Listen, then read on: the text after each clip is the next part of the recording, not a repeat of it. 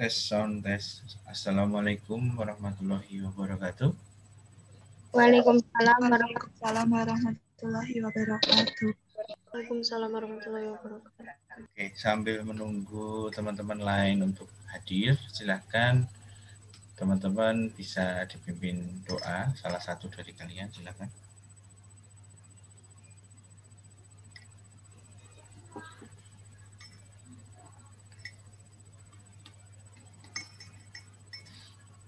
Sebelum memulai perkuliahan pada pagi hari ini, mari kita berdoa.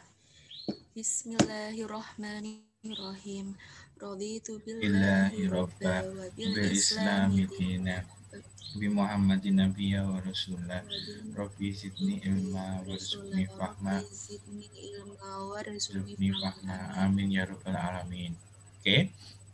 Alhamdulillah kita kembali bertemu di mata kuliah Manajemen Operasional Perbankan Syariah. Pada pertemuan ini kita sudah masuki pertemuan ke-8. Sebelumnya saya sudah mengajar ke kalian 4 pertemuan lewat Zoom dan 3 pertemuan kita latihan soal.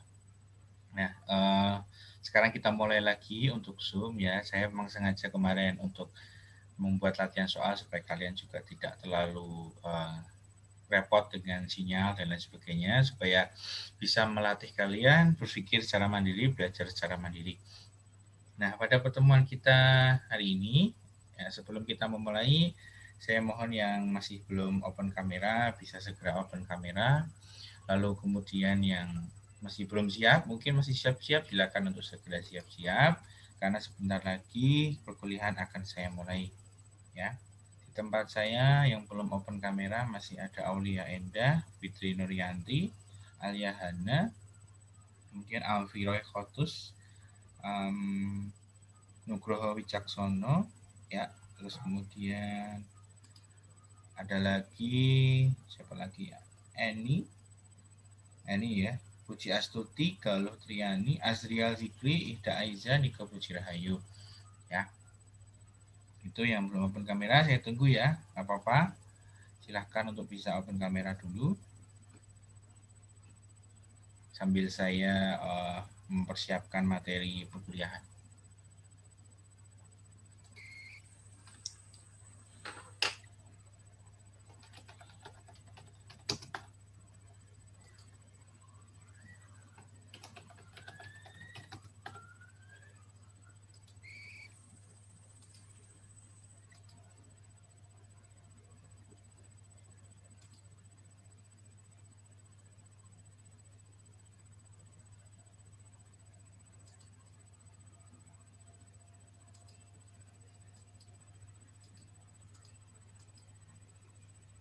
Masih menunggu Engga Faratia, belum kelihatan tempat saya. Puji Astuti, Galuh, Asrial, Ida Aiza, Nike, apalagi ya.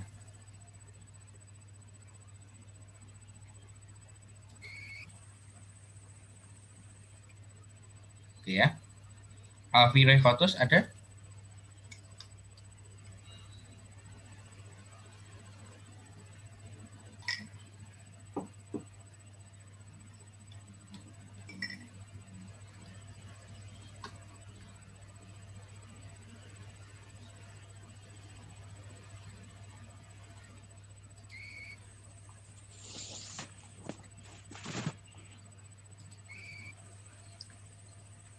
Oke ya.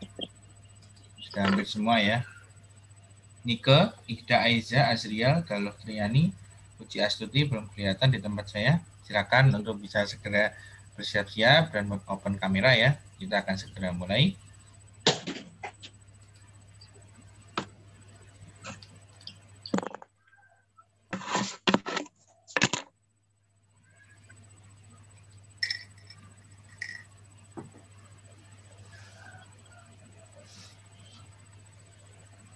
Oke, saya mulai ya. Saya langsung masuk di share screen. Jadi sudah kelihatan ya share screen saya ya. Tes suara sudah? Perlu OTW itu Pak. Oke, sudah kelihatan share screen saya? Sudah Pak. Sudah. Oke, sudah ya. Suara oke ya? Dengar semua ya? Iya. Oke. Iya, Pak. Nah, teman-teman semua, pertemuan 8 ini saya ingin melanjutkan materi kita yang kemarin. Kalau kemarin kita belajar mengenai bagaimana penghimpunan itu, kemudian bagaimana penyalurannya. Nah, teman-teman harus bisa paham ya bahwa bank syariah itu prinsip kerjanya adalah menyalurkan atau disebut dengan financial intermediary. Nah, kalau kita melihat secara bisnis ya, secara perusahaan, secara ini ya entitas dia berusaha kan dia harus mendapatkan profit ya, keuntungan. Jadi jangan dipikir bahwa yang namanya bank syariah itu adalah entitas yang tidak mendapatkan keuntungan, itu salah ya. Jadi bank syariah itu juga dituntut untuk mendapatkan keuntungan yang besar. Tidak hanya sebagai lembaga yang membantu masyarakat, tapi juga apa? Bisa meningkatkan profit dari tahun ke tahun ya. Nah, oke. Kalau kita sekarang ngomongin profit, berarti kita sekarang ngomongin bagaimana mekanisme bank syariah mendapatkan profitnya. Ya, artinya penyalurannya. Nah, di pertemuan 8 ini ya, kita akan belajar mengenai mekanisme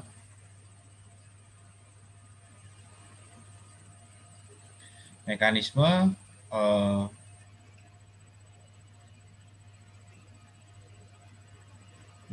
profit ya, atau keuntungan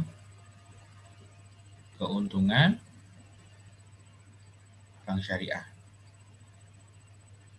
Jadi saya kalau ngajarin kalian ya, saya tidak mau terlalu teoritis ya. Jadi saya mau lebih ke praktek dan juga dilengkapi dengan bagaimana nalar dari setiap logika-logika yang ada. Jadi kalau kalian itu belajar mengenai bank syariah, berarti kalian harus melihat logikanya, logika bisnisnya seperti apa, ya, logika dia mendapatkan keuntungan seperti apa, ya.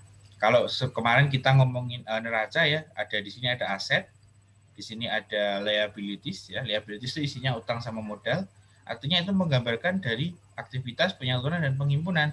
Kalau penghimpunan itu masuknya di sini ya.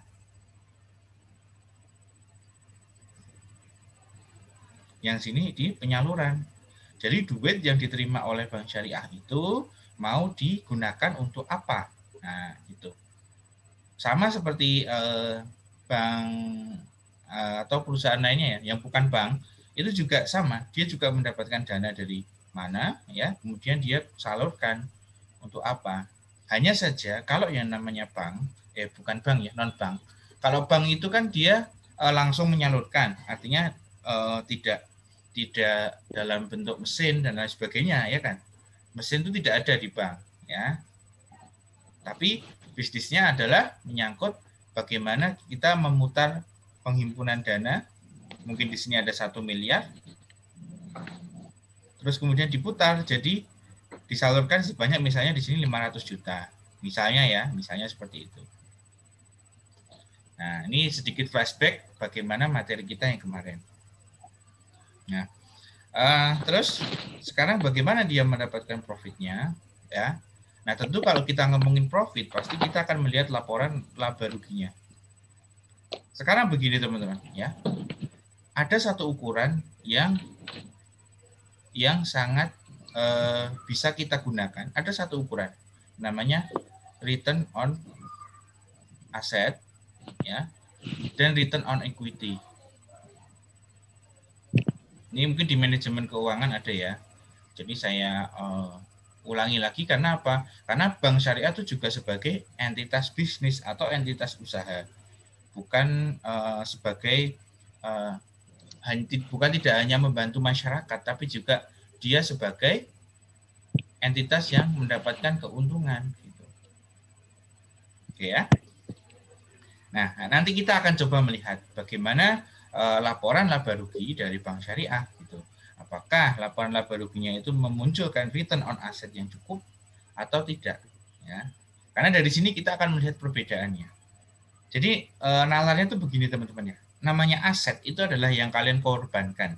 Misalnya kalian sekarang ini kuliah ya. Kuliah berapa? Per semester bayarnya berapa?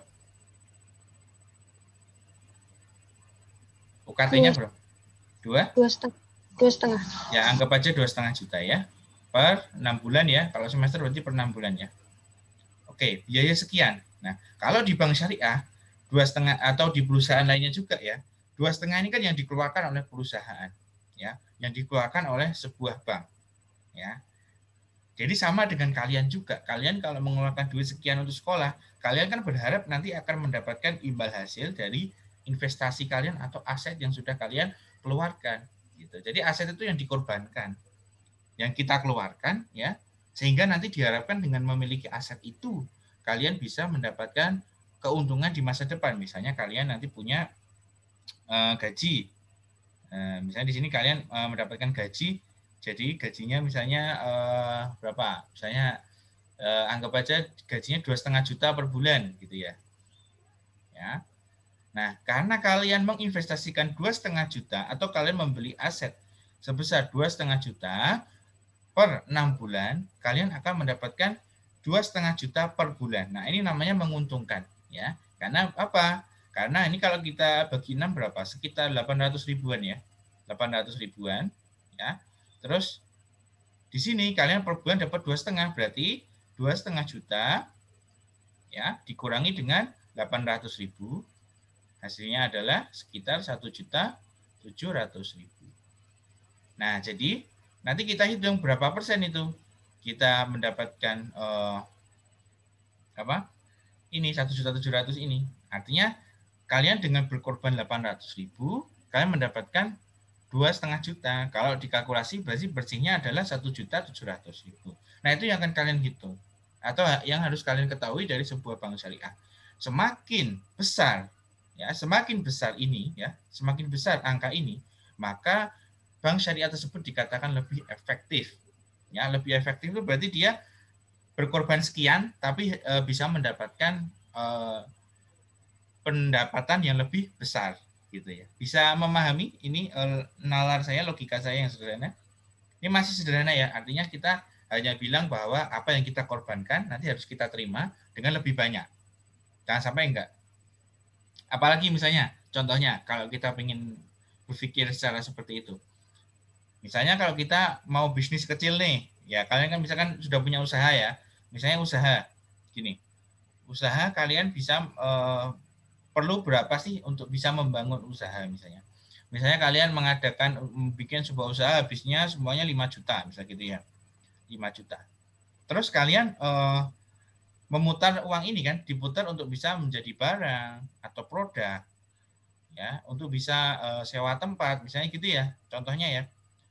Nah, sekarang kita bicara pemasukan dari 5 juta ini. Kalau ternyata yang kalian terima setelah kalian bikin produk, kalian sewa tempat, kok yang diterima cuma 4 juta, berarti kan kalian minus.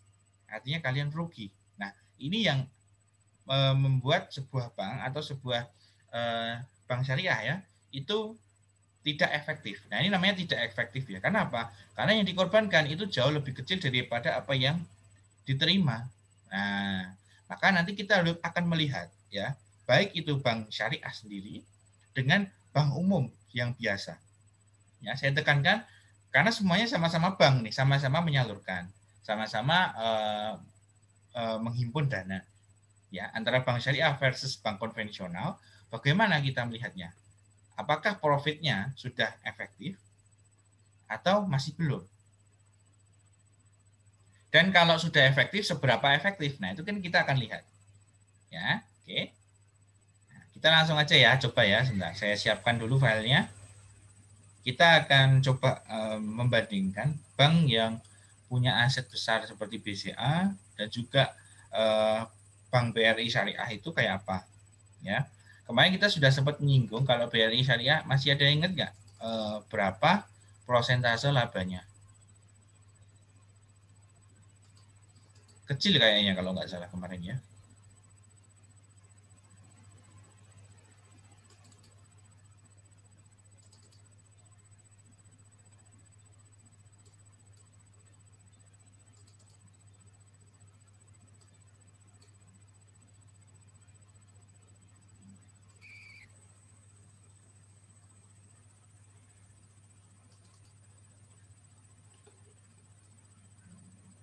Ini ya, ini kalau bank BRI Syariah. Nah, saya ganti aja ke sebentar ya. Ke ininya aja. Oke. Sudah kelihatan ya, teman-teman? Sudah kelihatan? Sudah, Pak. Oke. Oke.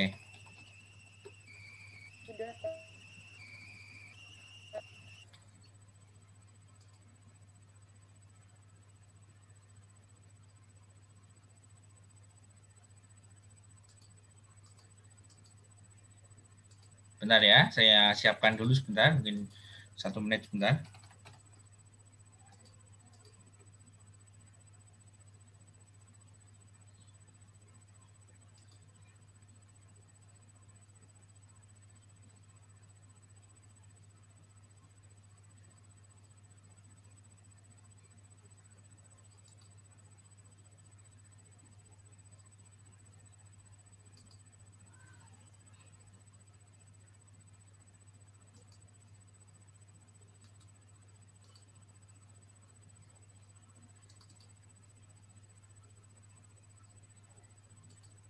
Oke, sudah ya. Ini saya lanjutkan.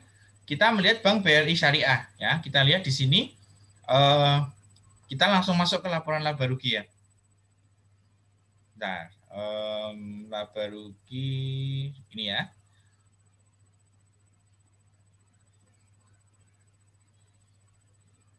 Oke, ini mulai dari sini. Saya coba perbesar biar kalian kelihatan. Nah, di sini ya.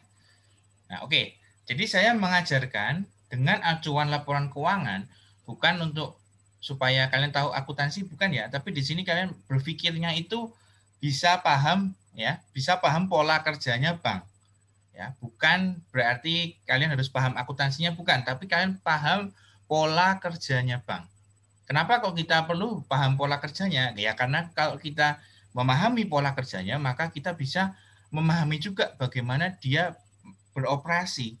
Jadi bukan sekedar teori ya, bukan sekedar teori apa misalnya definisi mudharabah apa, definisi musyarakah apa, bukan. Tapi bagaimana pola kerja dari bank syariah itu. Itu yang paling penting karena dengan gitu otak kalian, pemahaman kalian bisa langsung paham, oh kalau bank itu bisnisnya seperti ini. Jadi langsung ngarah ke situ gitu loh ya. Jadi kalian punya pemahaman yang atau pola pikir yang sesuai dengan bagaimana bank syariah itu bekerja. Ya. Oke, saya lanjutkan. Di sini ada pendapatan seperti kemarin ya sudah saya bahas. Besarnya adalah sekitar 3 triliun ya. Ini ya, 3 triliun. 3 triliun 374 miliar 863 juta karena ini dinyatakan dalam jutaan rupiah. Ya. Nah, sekarang pendapatannya berarti kan masuk segitu. Bisa dia dari sini ada pendapatan dari jual beli, dari bagi hasil, dari usaha utama lainnya, dan pendapatan ijarah neto. Ya. Nah, dikurangi dengan hak pihak ketiga atas bagi hasil. Hak pihak ketiga atas bagi hasil berarti apa? Dari penghimpunan. Kan penghimpunan tadi ada 2 akad. Ya. Ada mudharabah, ada wadiah. Ya. Nah, kalau mudharabah itu kan dia ada perjanjian untuk bagi hasil. Makanya di sini ada namanya hasil hak pihak ketiga atas bagi hasil. Ya. Gitu. Jadi kalau kalian baca kayak gini langsung kalian ngerti bahwa oh arahnya ke situ gitu. Arahnya ke penghimpunan gitu ya. Nah, yang milik bank akhirnya sekian, 2 triliun ya. 2 triliun dan terus ada lain-lain sebagainya, itu tidak perlu. Kita lanjut ya. Laba usaha ya dan sebagainya. Nah, laba bersih kita lihat di sini adalah 74 miliar. 74 miliar ya. 74 miliar. Ya, 74 miliar. Ini belum dikurangi dengan lainnya. Nah, kalau kalian mau lihat yang bersih banget, yang sudah benar-benar bersih itu yang ini, 67 miliar ya. Jadi kita tulis bahwa si Bank BRI Syariah ini laba bersihnya 67 miliar. Nah, berarti yang diterima oleh Bank Syariah itu adalah 67 miliar yang bersih ya, sudah dikurangi dengan pajak, sudah dikurangi dengan beban-beban kepada dana pihak ketiga dan lain sebagainya. Gitu. Ya. Nah, sekarang kita sudah punya angka 67 miliar. Ya. Kira-kira kita bisa gunakan 3 hal dari sini. Pertama, ya, kita bisa membandingkan 67 miliar dengan aset yang sudah dikorbankan. Artinya, berarti bank syariah itu membangun bank ini itu dengan nilai berapa sehingga dia mendapatkan 67 miliar. Saya ulangi kalimatnya ya. Berapa duit yang harus dikeluarkan oleh bank ini atau perusahaan ini untuk bisa menghasilkan 67 miliar. Ya, jadi kalau Anda resapi kata-kata saya, berarti duit 67 miliar ini bisa kita dapat dengan syarat kita harus punya berapa duit. Kan sebenarnya kita bicaranya seperti itu ya kalau bisnis ya. Bank syariah juga seperti itu. Apalagi bank gitu ya. Kira-kira kalau saya pengen dapat 67 miliar, itu kira-kira saya harus berapa? Nah, ternyata kalau kita belajar dari Bank BRI Syariah ini, ya, itu di asetnya kita lihat berapa. Ya, tinggal dilihat di asetnya. Nih, misalnya di aset ya, nah ini. Asetnya adalah 43 T. Ya. Karena nolnya ada 6 ya, berarti di belakang sini ada 6, 43 T, teman-teman. Ya. Nah, kita kembali ke bawah, 43 T. Jadi, bank ini ya tingkat efektivitasnya adalah 67 miliar dibagi dengan 43 T. Artinya, bank ini harus menyediakan 43 T supaya mendapatkan 67 miliar. Oke, bisa dipahami nggak maksud saya? Bank ini harus memiliki duit 43 T blek ya, atau memiliki aset 43 T sehingga dia akan mendapatkan 67 miliar. Oke, bisa dipahami teman-teman atau ada yang ingin ditanyakan?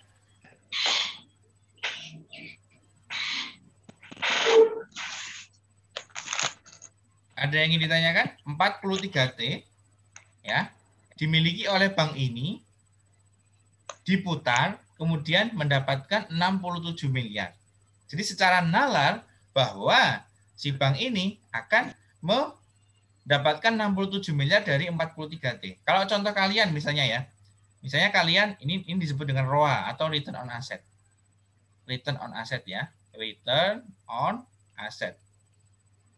Sekarang kalau kalian punya uang saku atau kalian ini selama ini kuliah ya, kuliah itu menghabiskan 50 juta misalnya gitu ya, contohnya aja ya. Terus kalian nanti kerja itu selama 4 tahun bisa ini kan ini kuliahnya 4 tahun ya, 4 tahun. Maka kita harus melihat penghasilan kalian selama 4 tahun nantinya ya, nantinya. Kalau kalian misalkan selama 4 tahun nanti ya mungkin kalian kuliah ini 2018 sampai 2021 misalnya gitu ya, lulus terusan ya. Terus kemudian 2022 kalian dapat pekerjaan, tahun 2025 kalian hitung. Kalian selama kerja ini dapat penghasilan berapa? Misalnya selama 4 tahun, kalian penghasilannya itu adalah 100 juta misalnya gitu ya, selama 4 tahun. Ya. Maka artinya dengan duit 50 juta, kalian bisa mendapatkan 100 juta. Ya. Kan dalam bisnis itu seperti itu. Apa yang kalian korbankan, maka berapa yang kalian dapatkan. Kalau yang kalian korbankan itu lebih besar daripada yang kalian terima, maka itu namanya minus atau rugi. Ya, sama dengan bank syariah, ketika dia mengorbankan 43 T, artinya dia mendapatkan 67 miliar. Sekarang kalau kita lihat berapa persen itu teman-teman? Ada yang mau dihitungkan? 67 miliar. Tolong dihitungkan ya, ada yang bisa hitung. Ini nolnya ada 9 dibagi 43 triliun. 1, 2, 3, 4, 5, 6, 7, 8, 9, 10, 11, 12. Ini kita coret ya, nolnya 9, cet. Nah, berarti 67 dibagi 43.000. Berapa persen teman-teman?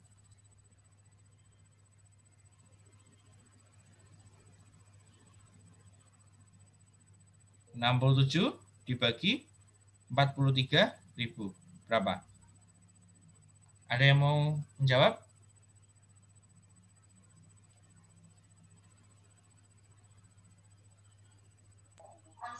(0,001) banyak. Oke, berarti 0, kalau dipersenkan berarti 0,1. 0,15 ya. 16% 0,16% teman-teman. tingkat efektivitas dari Bank BRI Syariah. Ya, 0,16%. Ya, 0,16%. Ibaratnya nek kalian punya duit, sekarang kalian punya duit 3 juta untuk bikin usaha. Berarti kalau 0,16% berapa itu teman-teman? 0,16%-nya 3 juta itu berapa?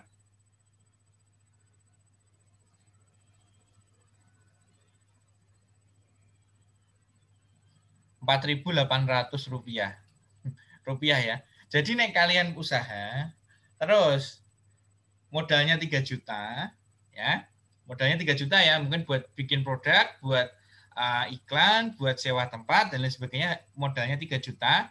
Terus kalian yang kalian terima adalah Rp4.800, itu berarti kalian kinerjanya atau tingkat efektivitasnya sama dengan Bank BRI Syariah. Ya. Hanya 0,16%, teman-teman. Sangat kecil. Ya, kecil sekali. Ya, kecil sekali. Jadi nalar kalian, logika kalian harus paham bahwa yang namanya yang kita korbankan itu akan kita terima. Dan ternyata yang diterima oleh Bank BRI Syariah hanya 0,16%. Kenapa gede? Kenapa 67 miliar? Itu hanya karena asetnya juga gede. Paham ya maksud saya? Dia bisa mendapatkan 67 miliar, ketoknya oke ya, ketoknya banyak ya. Tapi itu banyak karena apa? Asetnya juga besar. Asetnya juga 43 triliun. Wajar, ya enggak? Tapi bisnis-bisnis lain yang nilainya di atas 0,16% banyak enggak? Banyak sekali. Nanti saya kasih contoh ya. Saya kasih contoh yang bukan bank, yang tingkat efektivitasnya melebihi 0,16%. Ini hanya 0,16 ya, teman-teman ya. 1% pun tidak ada. Ya, 1% pun tidak ada, teman-teman. Dari aset yang dimiliki oleh Bank BRI Syariah. Ya jelas asetnya gede, 43 triliun kok. Kalau saya 43 triliun nih, punya bisnis A. Kalau 43 triliun saya investasikan di bisnis A dan saya mendapatkan profitabilitas 0,16% kayak ini. Terus bisnis B 20%. Ya jelas saya pilih bisnis B dong. Uangnya sama, yang saya korbankan sama, 43T, tapi saya mendapatkan 20%. Nah, jadi kesimpulannya adalah bank syariah itu juga dituntut untuk mendapatkan tingkat return on asset atau profitabilitas yang tinggi. Ya. Bukan ecek-ecek ya, bukan hanya sedikit-sedikit itu ngapain? Karena kita udah berkorban 43 triliun loh. Kalau kita cuma dapat segini, mending saya bikin usaha lain yang mungkin profitabilitasnya jauh di atas itu. Artinya apa yang saya upayakan, saya nggak capek gitu loh. Kan capek ya, kita upayanya 43 triliun, dapatnya cuma 0,16%. Ya. Nah, gitu. Jadi kalau kalian punya usaha modalnya 3 juta, terus kalian kok mendapatkan laba cuma sekian atau pemasukan sekian, ya berarti kalian nggak usah berkecil hati. Berarti kalian kinerjanya sama kayak BRI Syariah. Nggak apa-apa, nggak masalah. Gitu. Hanya proses, ya, proses yang akan. Ya coba kalau sekarang kalau usaha kalian di scale up, ditingkatkan modalnya sampai 43T. Ya jelas pasti dapatnya juga banyak dong. Karena apa? Karena prosentasenya kan meskipun kecil tapi uangnya besar kan gitu. Jadi kalian kalau melihat profit dari sebuah bisnis harus komprehensif ya. Komprehensif itu artinya lengkap. Dari mulai asetnya dulu berapa nih, yang kita korbankan dulu berapa. Saya harus butuh uang berapa untuk bisa mendapatkan uang sekian. Ternyata kalau kita lihat kasus dari Bank BRI Syariah, itu dia mengorbankan 43 triliun untuk bisa mendapatkan 67 miliar. Ya. Oke ya, ada yang ingin ditanyakan teman-teman semua? Ada yang mungkin belum paham tentang pengorbanan dan penerimaan ini? Silakan. Atau mau lewat chat juga bisa, chat di Zoom ini. Ada juga kan fitur chat, bisa digunakan. Kalau misalkan sinyalnya mungkin buruk dan lain sebagainya.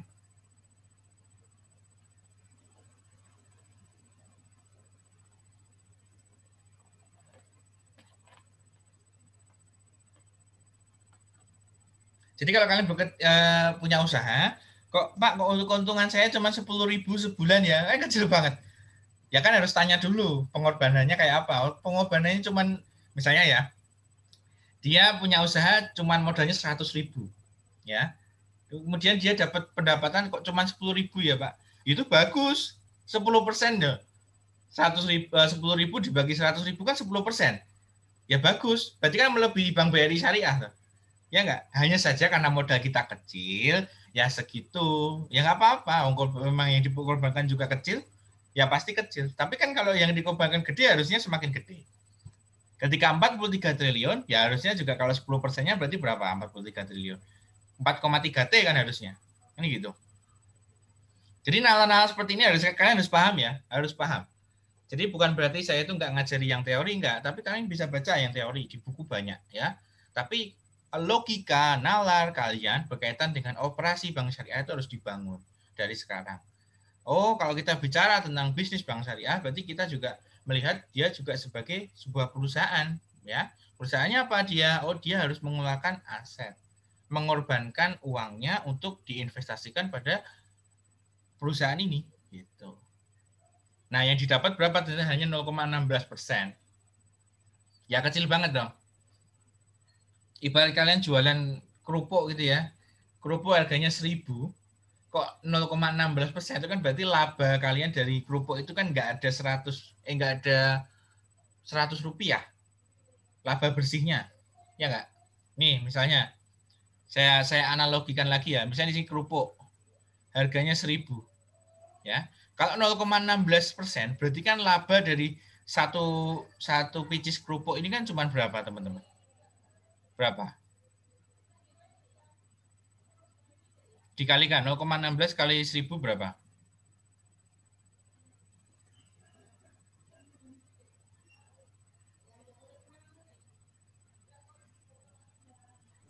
Nggak ada 100 kan? Nggak ada 160. 160 ya? 160 ya, benar? 0,16% loh. Coba dikalikan. 160. 0,16 kali 100. 1.000 ya, sorry. Oh ya, 160 ya. 160 rupiah. Anda bayangkan. Ya. Anda bayangkan. Kalian tidak bisa mendapatkan laba yang lebih besar dari ini, hanya 160 rupiah loh. Ya enggak? Nah, gitu. Jadi kalian harus dipahami betul-betul, ya, pahami betul-betul berapa yang kalian dapatkan dari berjualan ini.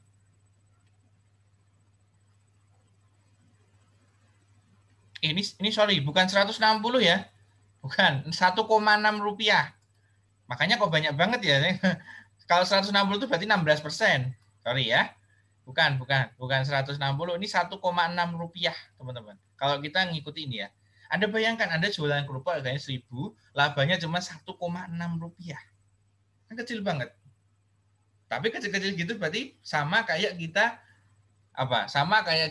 membuat Bank BRI Syariah 43 T, dapatnya cuma 67 miliar. Oke ya. Oke, kita masuk ke ini, ada yang tanya kayaknya tadi. Mana?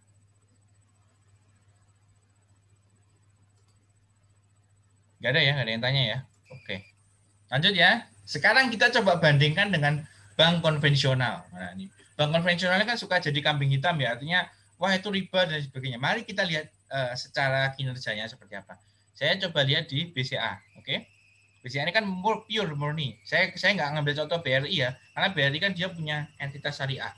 Jadi ada hubungannya sama syariah. Coba kalau kita ke BCA, ya.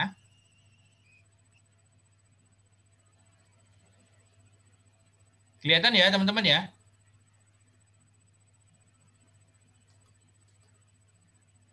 Nah, di sini tahunnya sama 2019 ya, 2019.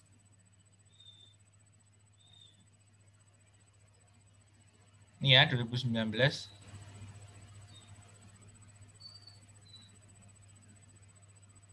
Ini dalam juta berarti 50 T pendapatannya. Kita langsung aja ke bawah ke bagian laba komprehensif ya.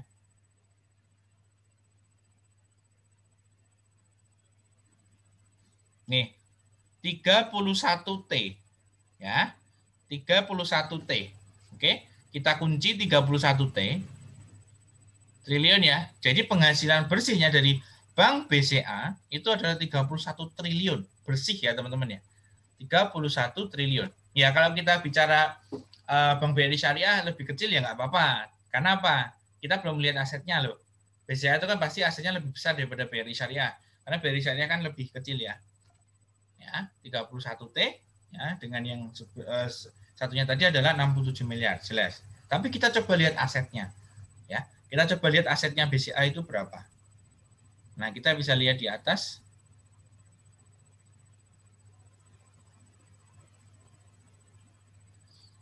Nih ya, asetnya adalah 918T. Ya, 918T. Atau 919T ya, hampir sama sih. Ini kalau dibulatkan kan 919T. Ya. 919T. Oke. Nah, sekarang kita coba bandingkan. Tadi berapa? 31T ya. 31T, asetnya 919T. Artinya apa, teman-teman? Artinya apa?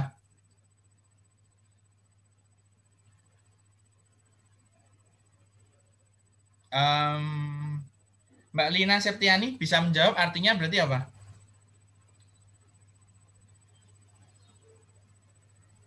Artinya Bank BCA berkorban berapa?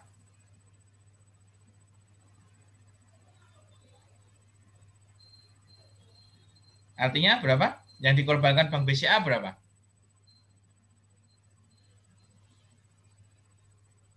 Berapa?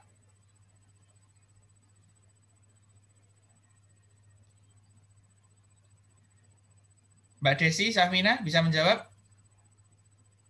Yang dikorbankan Bank BCA berarti berapa?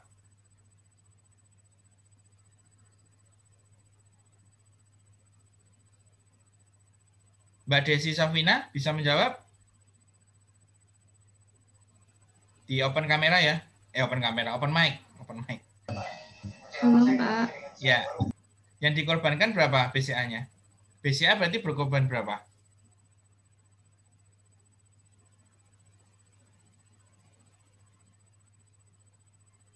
Berapa? Open mic ya? Nggak dengar saya. Berapa?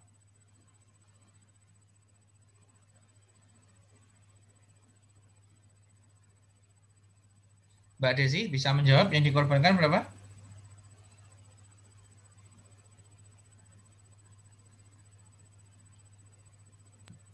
Belum, Pak.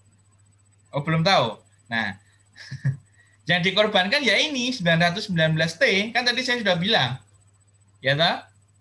Yang tadi saya bilang kan bahwa aset itu yang dikorbankan oleh bank. Artinya apa? Yang diperjuangkan. Kalau kalian bikin usaha, modalnya untuk bikin produk itu berapa? Misalnya 10.000, ya berarti 10.000 itu jadi aset kalian. Gitu loh. Artinya kalian berkorban 10.000 untuk mendapatkan berapa? Paham maksud saya? Ya? Paham, Pak. Oke. Nah, berarti 919T mendapatkan 31T itu berapa, teman-teman? Berapa persen? Yang itu kita akan lihat. Jadi, kalau kalian nanti belajar, kan biasanya skripsi anak-anak itu kan banyak yang ke analisis rasio keuangan ini. Tapi nggak paham maksudnya kan percuma. Ini saya ngajari satu aja bisa sangat powerful. Sangat bisa menimbulkan banyak sekali analogi ya. Kalau sekarang kita punya duit 919T untuk membangun BCA, kita akan mendapatkan laba bersih 31T. Berarti berapa persen yang akan kita dapatkan ini? Tolong dihitungkan. 3,4. Berapa? 3? 3,3. 3,7, Pak, kalau di saya. Tadi ada yang bilang 3,4. Ya, 3,4 sekitar segitu ya. 3,4%. Oke? 3,4%. Tadi BRI berapa? 0,16%.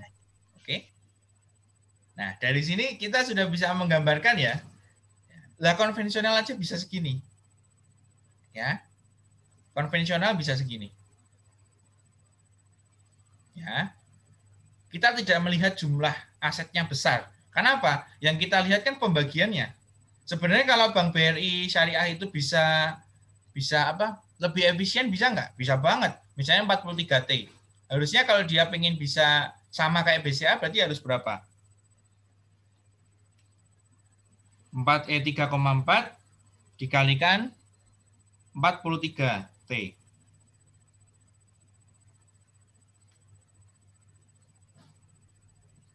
1T 1,5 T ya, sekitar 1,5 T. Ya, sekitar 1,5 T. Jadi harusnya kalau Bank BRI Syariah itu pengen memiliki kinerja yang sama dengan BCA, itu harusnya labanya bukan 67 miliar, tapi 1,5 T. Paham maksud saya, teman-teman?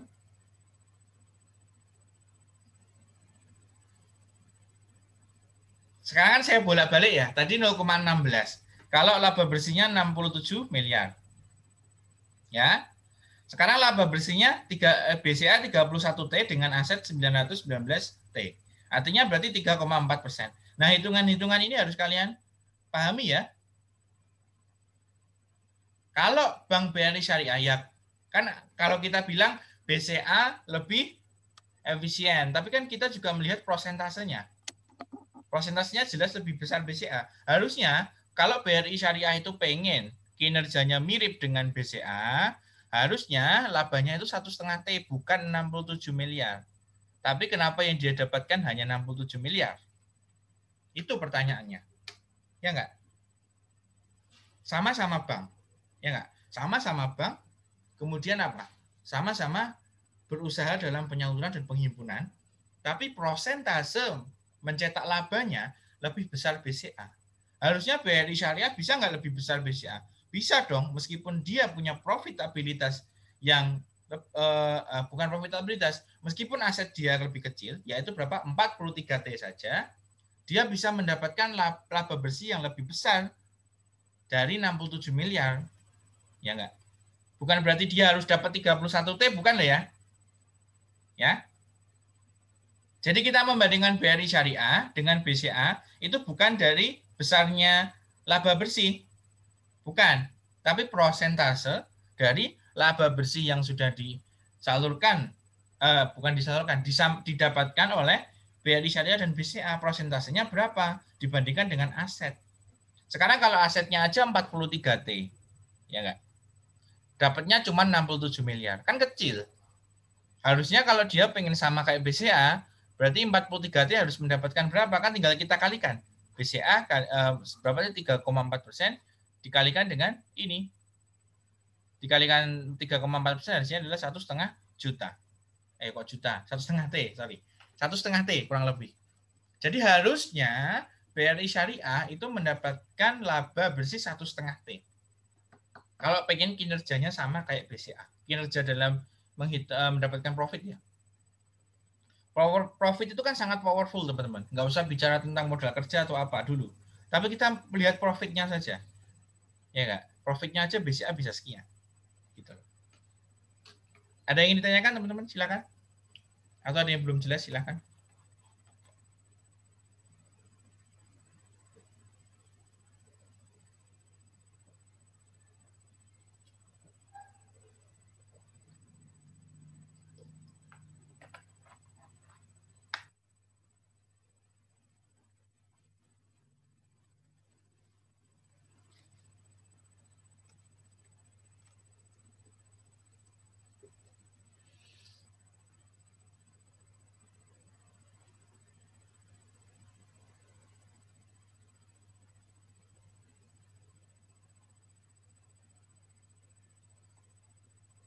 Ada yang ingin ditanyakan? Silakan, kalau mau tanya di chat juga boleh.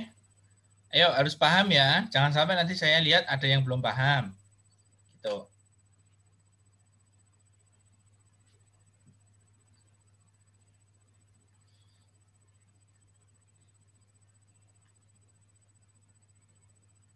Sudah paham? Sudah, Pak. Oke. Yang lain gimana? Saya tunggu dulu, santai aja. Kalau ada yang belum paham,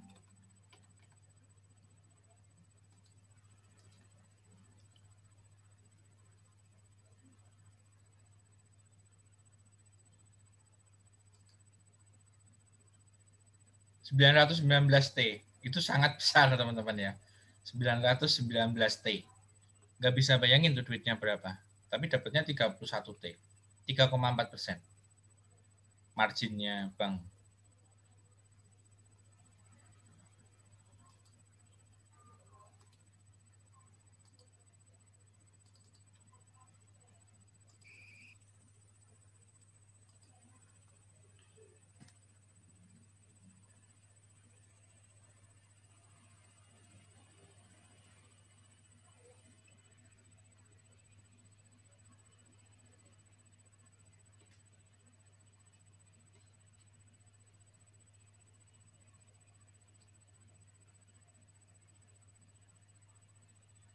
Oke, ada yang tanya? Oke, nggak ada yang tanya ya. Nanti kalau kalian misalkan sinyalnya putus-putus bisa lihat di YouTube ya. Oke, sekarang kita bahas yang coba. Kan kita kalau bank berarti BCA itu kan parameter bank di Indonesia ya. Artinya dia tuh bank yang mungkin paling bagus, paling efisien di Indonesia. Ya, salah satunya. Nah, kita juga perlu membandingkan dengan industri lain. Ya, industri lain. Kalau kita tadi kan banknya antara bank syariah dengan bank konvensional, yang kedua adalah antara bank syariah, atau yang kedua sekarang ini kita akan belajar dari antara industri bank dengan industri lain. Jadi kalau saya tulis ya di notes-nya.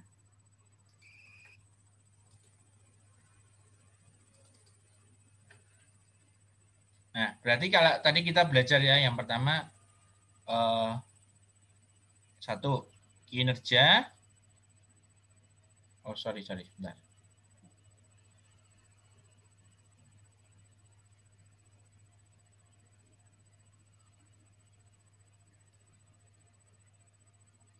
Satu, kinerja bank syariah versus bank konvensional. BK ya, BK itu bank konvensional. BS itu bank syariah. Nah, sekarang yang kedua adalah kita membandingkan kinerja dari bank industri bank dengan industri lain. Atau perusahaan lain.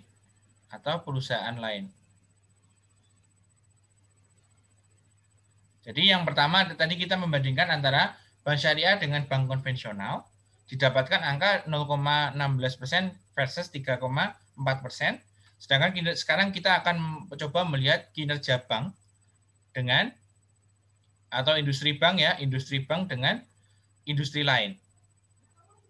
Supaya analisis kita lebih mendalam. Kalau kita punya duit segitu, kira-kira lebih enak industri bank atau industri lain gitu kan? Ya, oke. Coba ya, kita masuk ke ya ini saya coba ambil contoh perusahaan namanya Industri Jamu dan Farmasi Sidomuncul. Kalian tahu Sidomuncul ya? Dia produsen apa? Produknya apa yang terkenal itu? Apa produk yang terkenal dari Sidomuncul? Susu jahe. Khusus jahe. Tolak Apa? angin. Tolak angin. Ya, tolak angin nih. Kita mau lihat nih tolak angin gimana kinerjanya dari sisi profitabilitas ya atau return on assetnya ya. Kita lihat coba berapa return on asset. Kan kita pengen bandingin nih industri bank itu sesehat apa sih, kinerjanya seperti apa sih?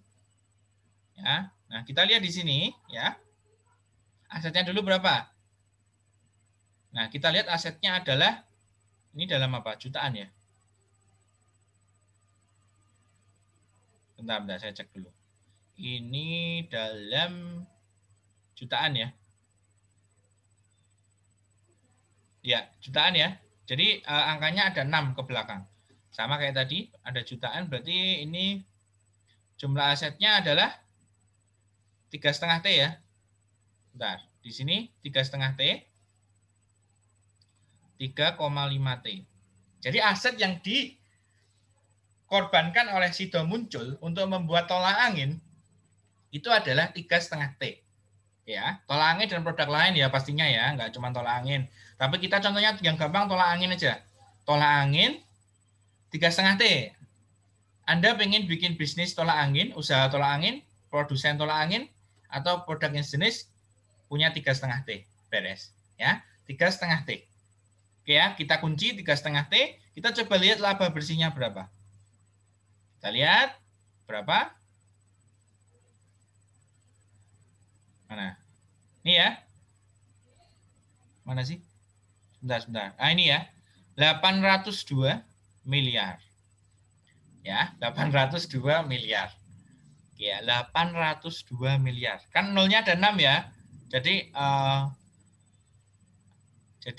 ini 802 miliar. 802 miliar. Oke ya. Nah, sekarang kita coba hitung. Teman-teman, saya minta tolong dihitungkan ya.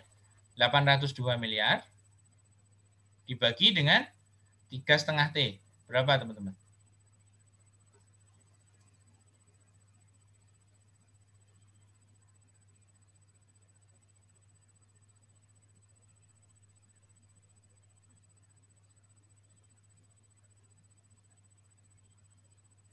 Berapa? 0,22, Pak. Artinya kalau diprosentasekan jadi berapa persen? Kalikan 100. Berapa?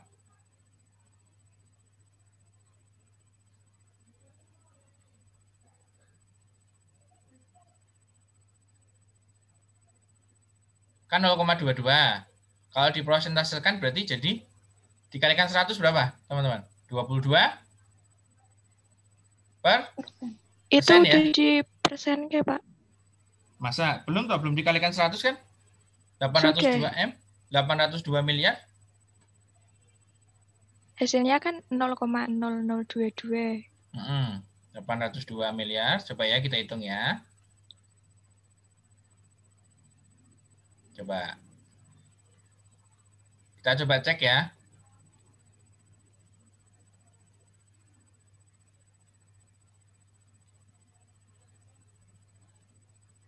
Benar ya.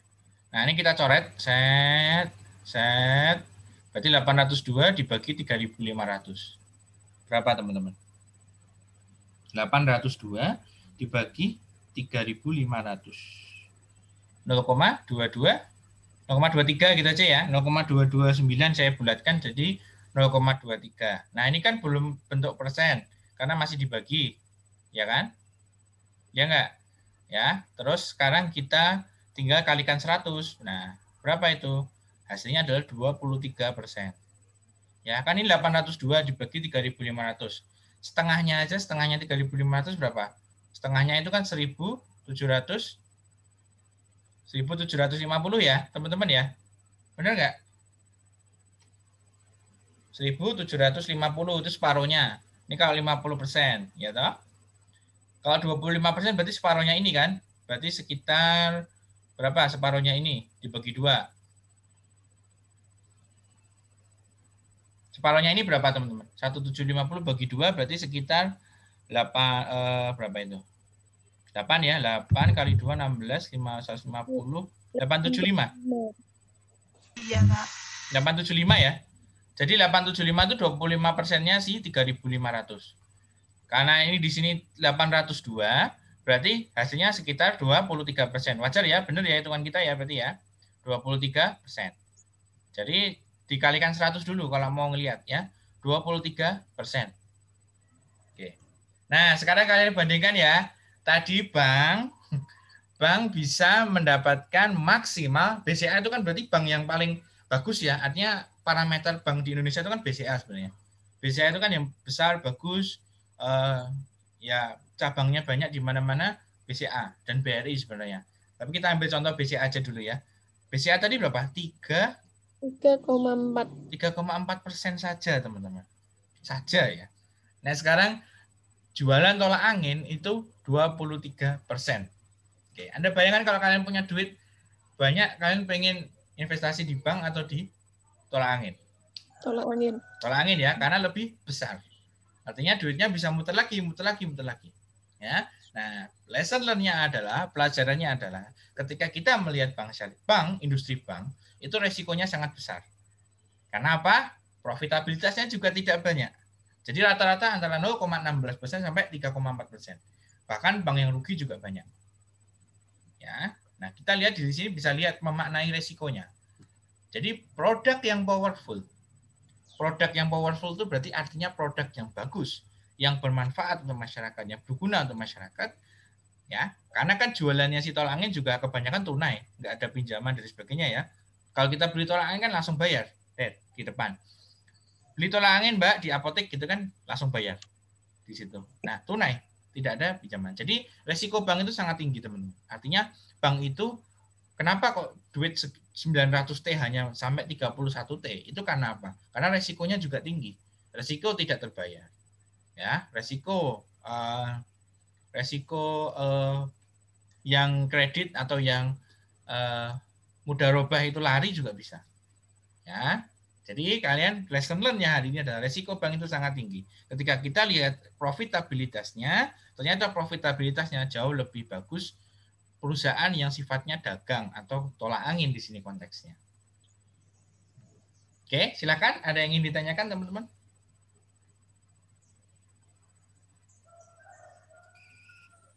Silakan, ada yang ingin ditanyakan?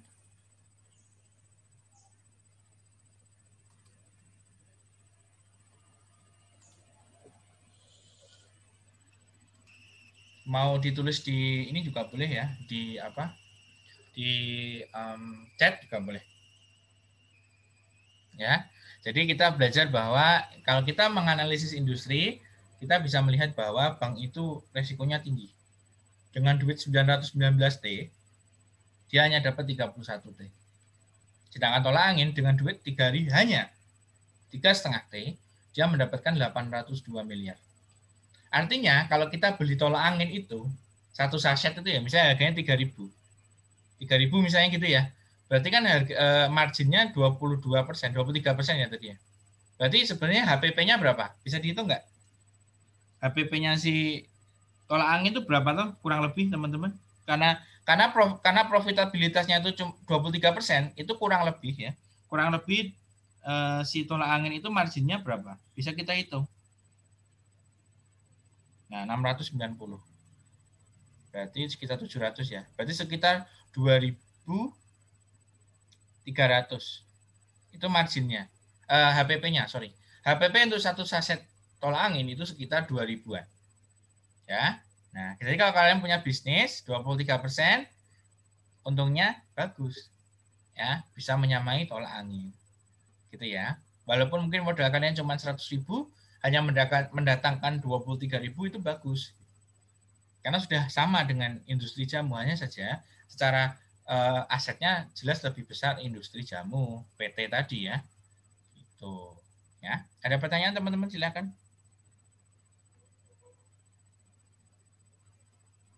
Saya izin bertanya sebentar, Pak. Oke, silakan. Tadi kan kalau sudah dibandingkan antara BRI Syariah, BCA dengan industri yang ini contohnya Sido Muncul itu kan yang paling besar itu kan PT Sido Muncul. Nah, berarti penyebab bank itu nggak terlalu besar itu karena tadi ya Pak, tingkat pengembaliannya itu bisa saja juga ada yang nggak mengembalikan pinjaman-pinjaman itu Pak. Betul sekali. Atau ada penyebab lainnya? Ya, itu salah satu penyebab besarnya itu. Karena iya. kalau saya bisa ngomong secara sederhana, sebenarnya bank itu kan ibaratnya jualan uang, ya enggak? Jualan layanan, jualan apa ya? Istilahnya jasa kan dia kan. Bank itu kan sebenarnya lebih ke arah jasa. Nah, kalau jasa gini apalagi dia penyaluran, takutnya resikonya adalah di orang-orang yang kredit itu. Kalau di BCA ya, BCA misalkan orang-orang kredit itu kembaliin nggak sih duitnya? Bukan hanya masalah orangnya itu mampu, tapi mau apa enggak. Jadi masalahnya ada dua. Orang itu tidak mau mengembalikan. Satu, karena mungkin dia nggak ada duit, nggak mampu untuk mengembalikan pinjaman. Atau yang kedua, dia nggak mau. Sebenarnya dia tuh mampu, ada duitnya. Tapi yang mana ada nggak kayak gitu? Banyak. Jadi resikonya sangat tinggi. Ya, jadi hati-hati kalau kalian nanti suatu hari mau bikin bank, nah BCA aja segitu. Apalagi kalau kita asetnya kecil, tentu kita butuh modal-modal yang lebih besar. Jadi belum tentu bank yang kecil-kecil itu juga tidak menguntungkan tuh, belum tentu. Ya, jadi tergantung dari produknya. Produknya ini resikonya tinggi kalau bank. Jadi yang ingin saya ajarkan kepada kalian itu. Bagaimana mekanisme menciptakan profit. Jadi kalian nanti bisa menganalisis. Kalau bank saya punya itu sekian, gimana ya Pak analisisnya? Ada lagi yang ingin tanyakan? Silakan. Monggo.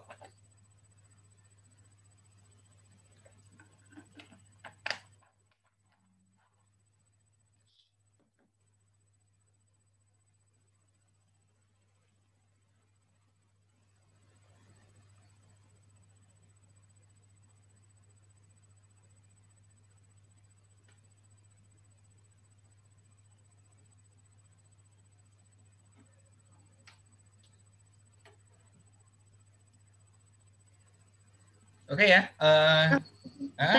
Iya, silakan, Fitri. Berarti bukan berarti deh, mau tanya aja. Tingkat apa tadi profit kayak gitu itu mempengaruhi gaji karyawannya enggak, Pak? Oke, ya apa-apa. Pertanyaan bagus. Nah, jadi tingkat profit tadi kan kita hitung dari laba bersih ya. Namanya laba bersih itu berarti sudah dikurangi dengan beban-beban. Ya, jadi misalkan pendapatannya, kalau kita nalar ya, pendapatannya tadi kan misalnya nggak akan sama dengan laba bersih. Laba dengan pendapatan itu beda ya, teman-teman. Nih, saya coba contohkan. Bentar, saya ini ya, lihat dulu.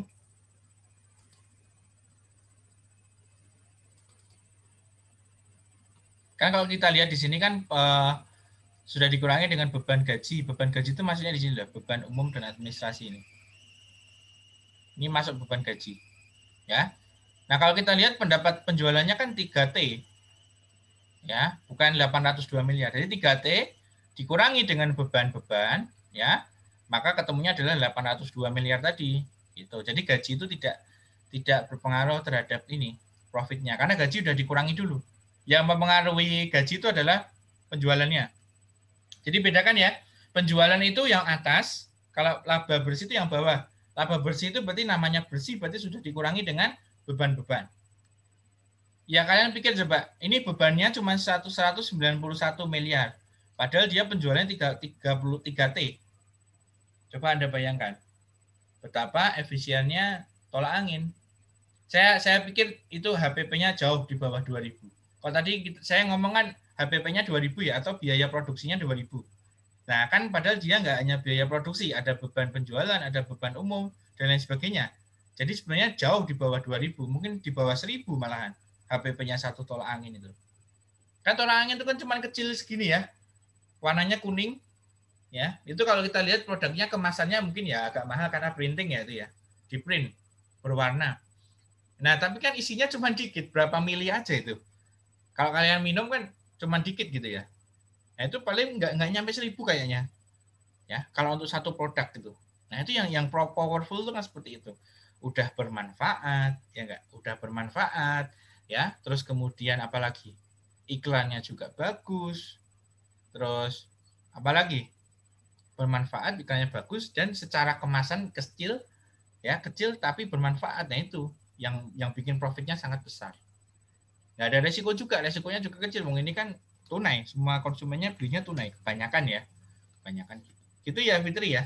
Jadi tidak mempengaruhi laba. Laba tidak mempengaruhi gaji. Kan beda. Gaji itu hubungannya sama penjualan. Penjualan dikurangi gaji baru ketemu laba. Gitu.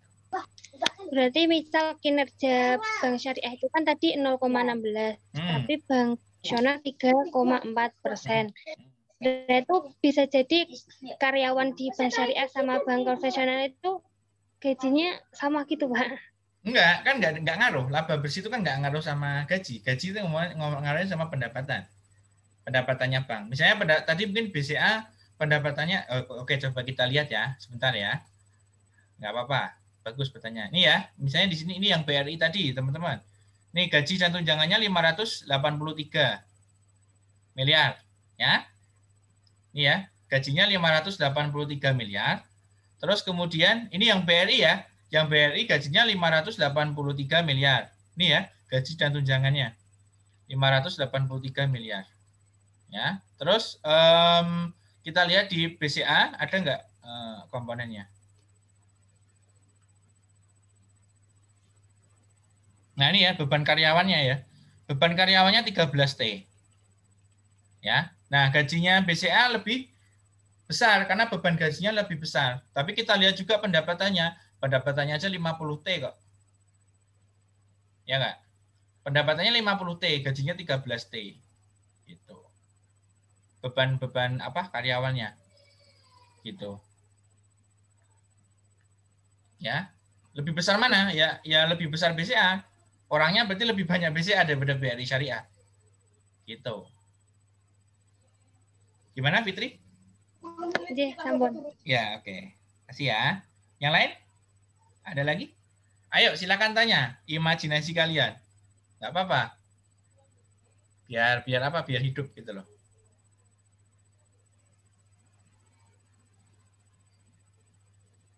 Jadi bank itu resikonya tinggi ya teman-teman ya. Jadi kalian tuh sekarang ini sedang belajar sesuatu yang resikonya tinggi. Gitu aja. Karena kan kalian jurusannya perbankan syariah, berarti kalian sedang mempelajari sesuatu yang resikonya tinggi. Ya, bagaimana mengelolanya? Sekarang bank sebesar BCA aja profitabilitasnya hanya 3,4%. Gitu. Nggak apa-apa. Memang kenyataannya seperti itu. Ada lagi?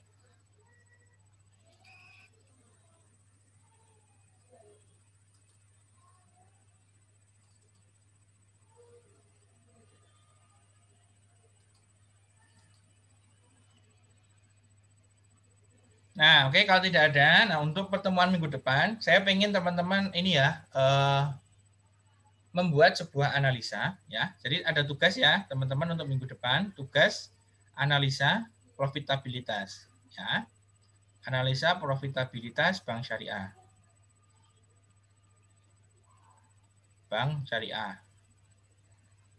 Nah, kemarin kan teman-teman punya ini ya, punya bank ya.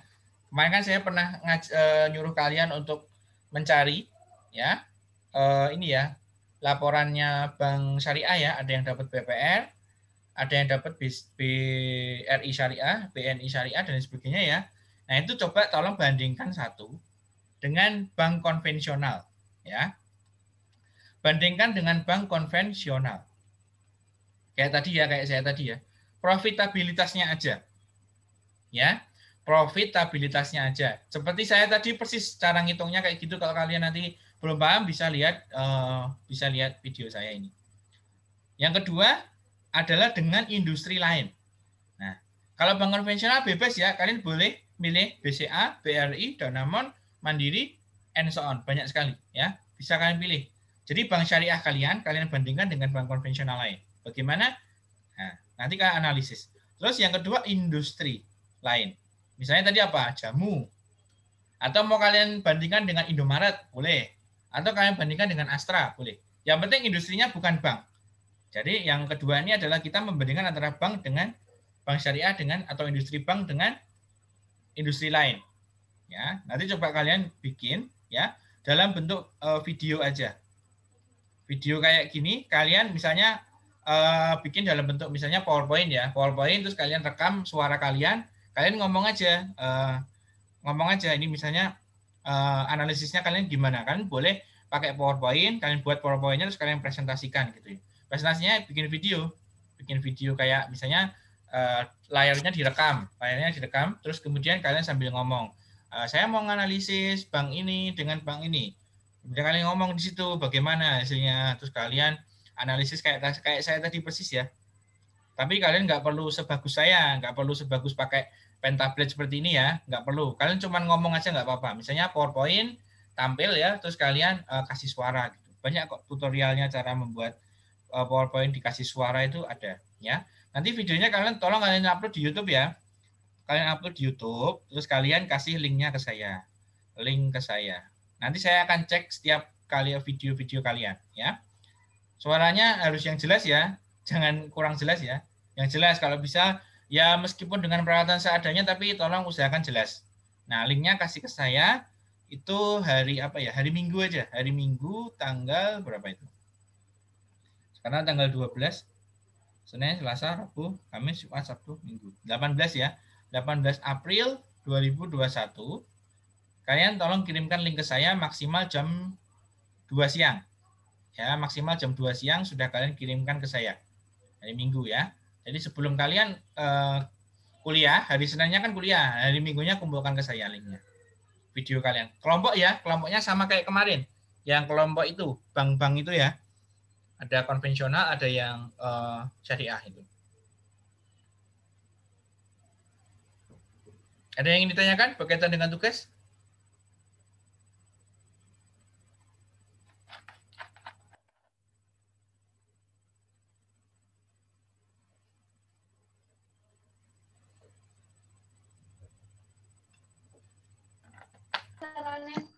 Maaf Pak, izin tanya. Ya, oke.